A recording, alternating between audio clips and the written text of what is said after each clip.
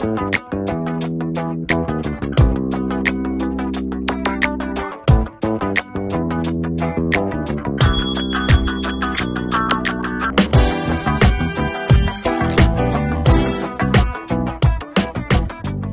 the time it was said and done, we had 2,496 players.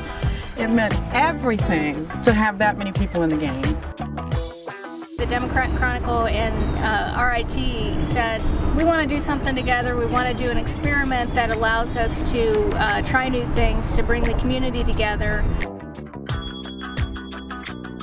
Picture the Impossible is an alternate reality and community interaction game where we encourage people in Rochester to learn more about innovation, history, and participate in very innovative and inventive tasks. The idea of using the paper as a starting point for the game and having people really get connected to the tangible aspects of the paper and of the community was a lot of what was interesting to us. There are lots of web-based games out there, but there are not a lot that really leverage the kind of strengths that a newspaper brings to the project. We had no idea what we were getting ourselves into. We thought, you know, we'll develop a game, we'll put it out there, and we'll let people play it, and then we'll measure their engagement and their response.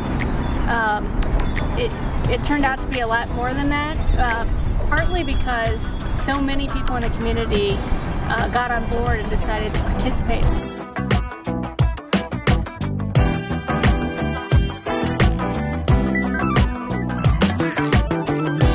Part of what made it so new was that we didn't really take things, we took little pieces here and there, but we didn't really model it after anything. We sort of let our process kind of define what it became, and it became a lot of different things. It wasn't just out in the community, it wasn't just on the web, it was all over the place.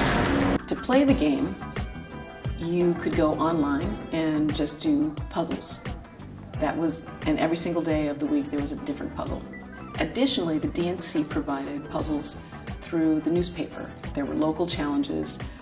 So on Wednesday, you had to put pictures together from several different sectors of the city, and people got in forums and cooperated with other people from different sections of the city, which was amazing. I love jigsaw puzzles, and that was really fun, and they were easy for me, and I thought, okay, well, I can do this. And pretty soon I was hooked. We also tied each of the factions to a local charity so that you could join because you liked the description of it, that, you know, the watch is always watching for injustice kind of thing, or you could join because the watch was supporting Wilson Commencement Park, or because the trees were supporting Golisano Children's Hospital, or the forge was supporting Food Link. Different members of a faction would go work together. The scavenger hunts were often team efforts. People would say, hey, one of the scavenger hunts was to go to the Mount Hope Cemetery. So maybe 5, 6, 7 people would say, hey, let's all meet there and let's do this all together. In the beginning I thought it would be pretty casual, you know, go out, do a couple of scavenger hunts here and there. I didn't realize by the 5th or 6th week how intense it was going to get. I found myself checking the website multiple times a day. I'd sign in at school, do some games, I'd come home, check the leaderboards.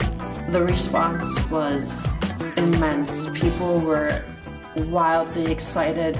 They were very engaged. They loved it. It got them out of the house.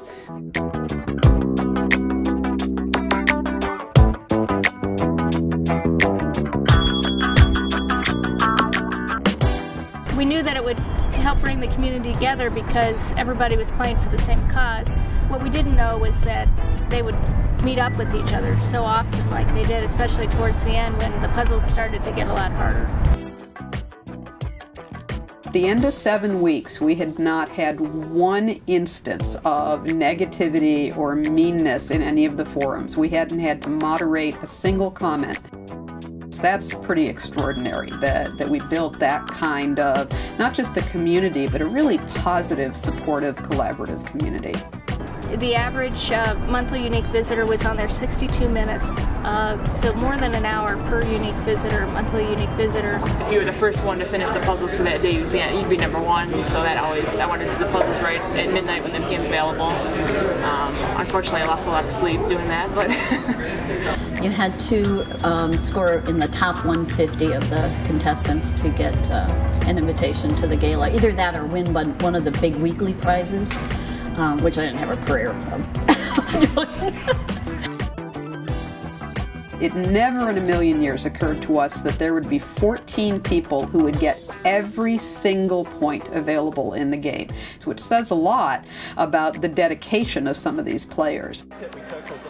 Rock deals. Rock deals, yeah. Well, that's what you got. He's got every point possible except on rock deals. He hit one thing wrong. And I could have swore I clicked the right button. So thrilled that so many members of our community got a chance to play this game and learn a little bit more about our community as a result. Rebecca was the obsessed one in our couple. I'm sure most of you had one or more obsessed people in your groups.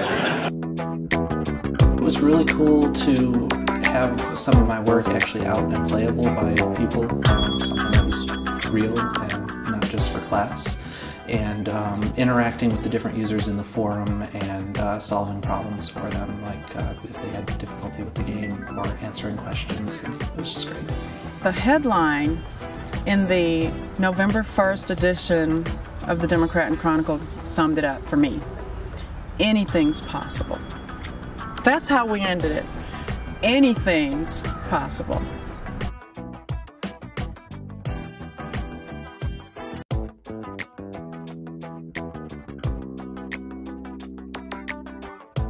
I'm sure if they do it again next year, we'll be ready for it.